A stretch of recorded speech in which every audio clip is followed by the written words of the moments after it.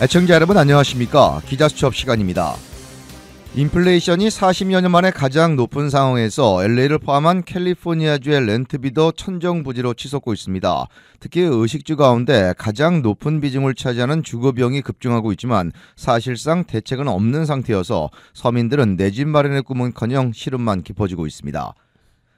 LA 통합교육군의 학교들을 비롯해서 많은 학교들이 개학에 들어간 가운데 공교육 질 저하에 대한 우려가 높아지고 있습니다. 그전에도 공교육의 수준이 떨어진다는 지적이 있었지만 코로나 팬데믹으로 대면 수업을 할 수 없었던 상황 등으로 그런 현상이 더욱더 심화하고 있습니다. 결국 교육 부분에서도 부익부, 빈익빈 현상이 더욱더 뚜렷해지고 있어 공교육 질 개선이 시급하다는 지적입니다. 헐리우드 연기자로 여러 유명 영화에 출연해 친숙했던 앤 헤이시가 차량 운전 중에 주택으로 돌진하는 사고를 일으켜 코마 상태에 빠졌다가 사망했습니다. 아직 50대 초반의 한창 나이인 앤 헤이시의 죽음은 큰 충격이 되고 있는데 특히 약물을 복용한 상태에서 운전한 것으로 알려져 음주, 약물 운전에 대한 경각심이 더욱더 커지고 있습니다. 이번 주 기자수첩은 이러한 내용들을 갖고 취재 기자들과 이야기 나눠보겠습니다. LA를 포함한 캘리포니아주의 렌트비 고공행진이 그칠 줄 모르고 있습니다. LA 지역의 평균 렌트비는 $2,400 수준이고 인근 지역도 마찬가지입니다.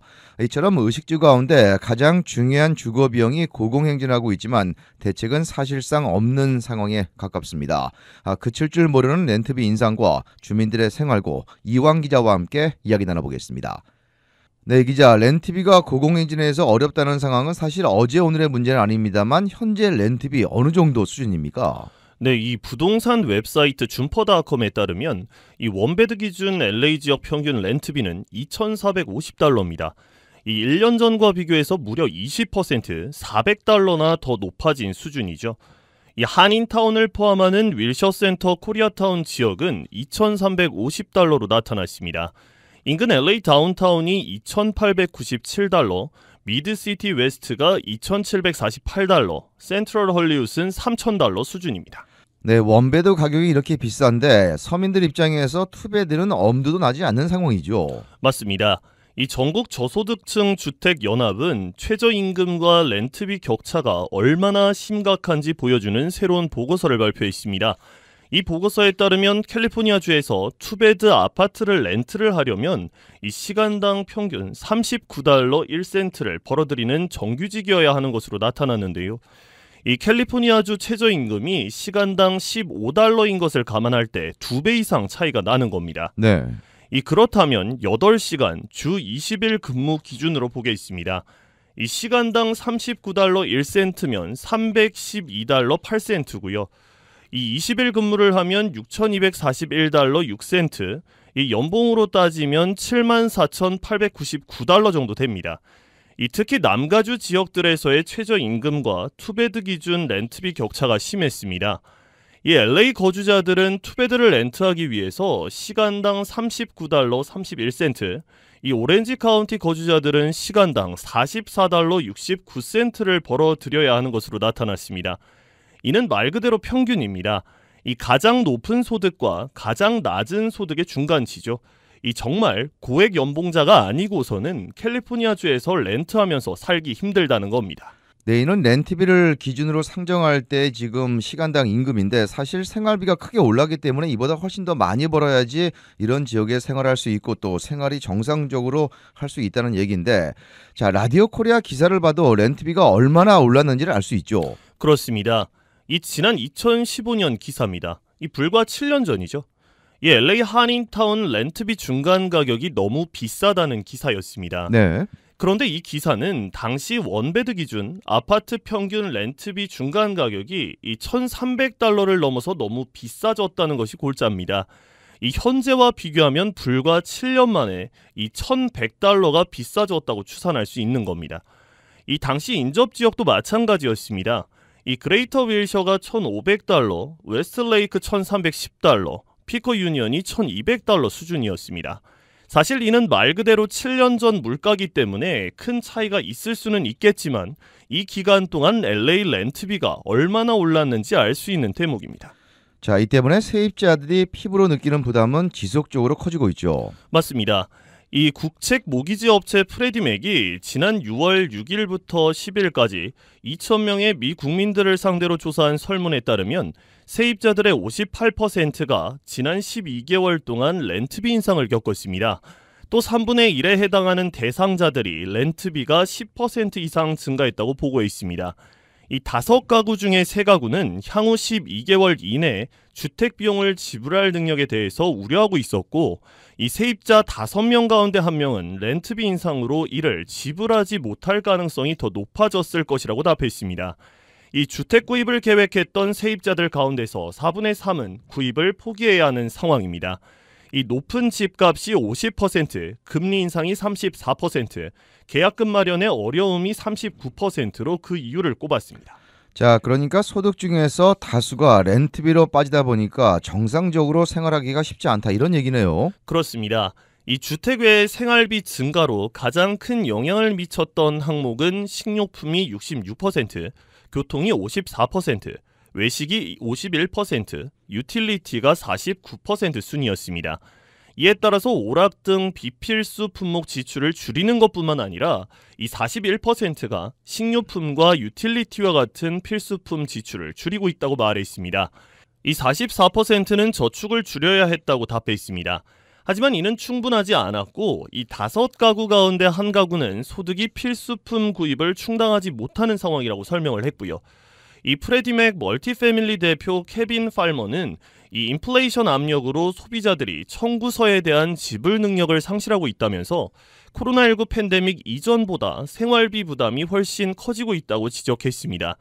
이어 세입자들은 치솟는 렌트비를 감당할 수 있는 준비가 되어 있지 않은 상황이라고도 말했습니다. 이 고용 상태인 세입자들 가운데서 38%가 임금이 인상됐고, 이들 가운데 3분의 1은 임금이 인상됐지만 오른 렌트비를 감당하기 충분치 않다고 답했습니다. 자, 이 기자, 그런데 이처럼 렌트비가 급등하고 있는데도 불구하고 아이러니하게도 공실률은 굉장히 낮은 것으로 나타났죠. 맞습니다. 이 남가주 렌트비가 고공행진 중인데 매물이 턱없이 부족한 것이죠. 이 남가주 뉴스그룹에 따르면 올해 봄 LA 카운티 공실률이 3.2%, 오렌지 카운티 2.5%, 인랜드 엠파이어는 2.7%로 나타났습니다. 이는 코로나19가 확산하기 전인 10년 동안 평균치인 4%에서 5%보다 낮은 수준입니다.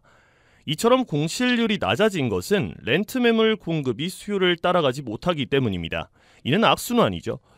이 부동산 정보기업 리얼페이지 소속 부동산 이코노미스트인 칼 휘테커는 오랜 기간 동안 남가주에서 신규 주거시설 공급이 원활하지 못했다고 지적했습니다.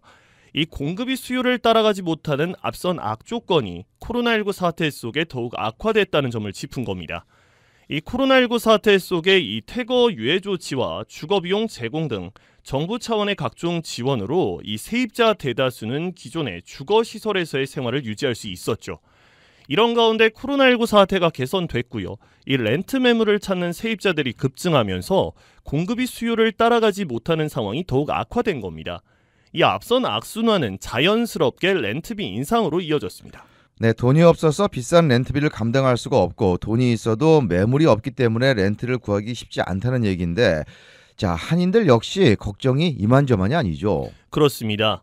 이 맞벌이 부부 등 집에서 소득이 2군데 이상 나오는 가정이 아니면 이 렌트비를 감당하기 쉽지 않은 것이 현실입니다.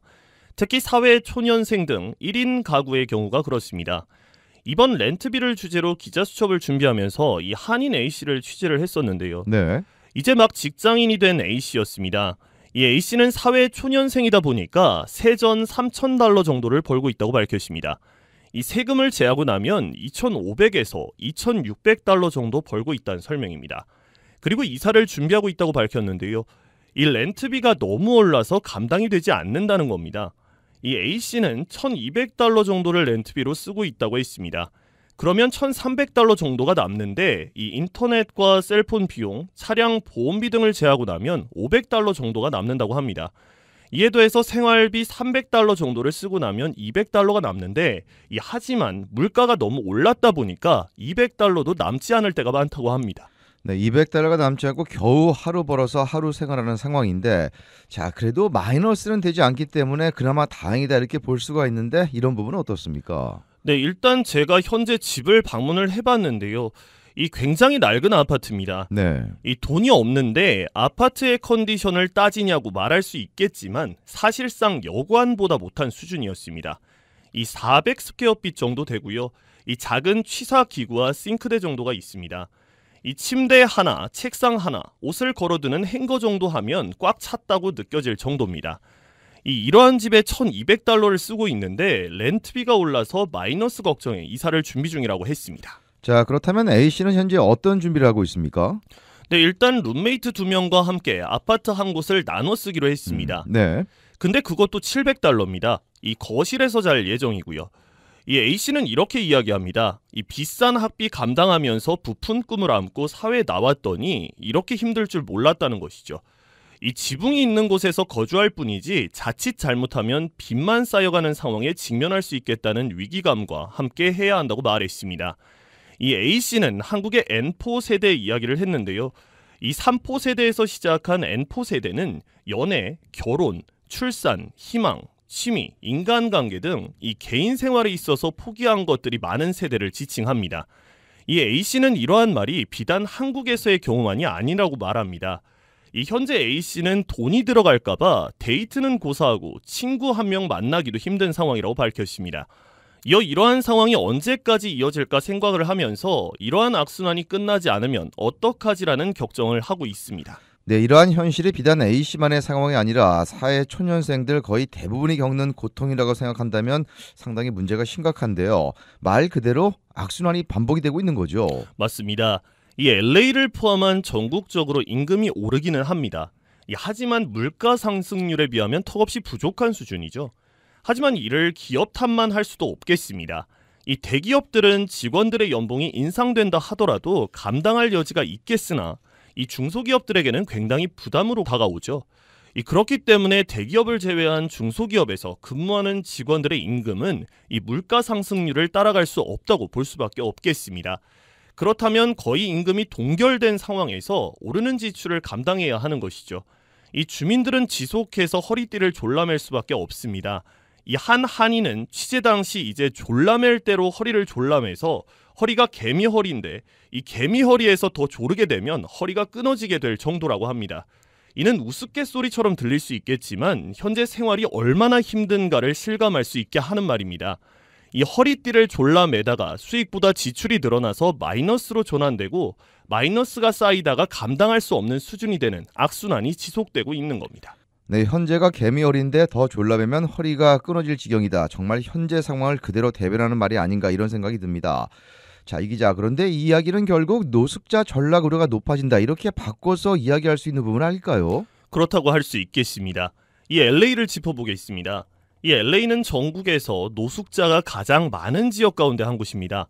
이 모든 노숙자들이 노력을 해도 노숙에서 벗어날 수 없다고 말할 수는 없겠습니다만 이 노숙자 가운데 다수가 힘든 생활고를 이기지 못하고 노숙자로 전락해버린 경우도 다수입니다.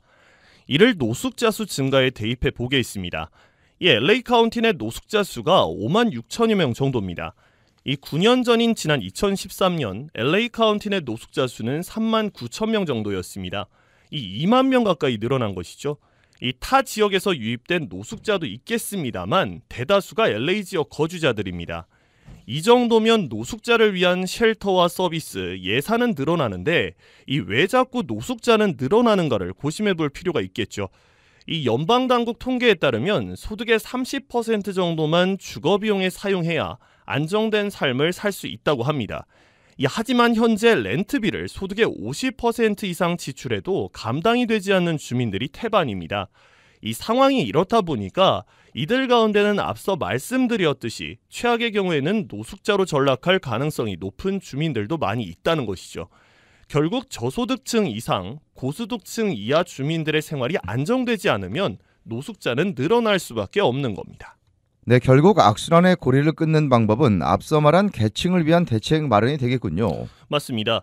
이미 노숙자가 되어버린 주민들을 위한 지원 굉장히 중요합니다. 다시 재기할 수 있는 토대를 마련해 줘야 하는 것이기 때문인데요.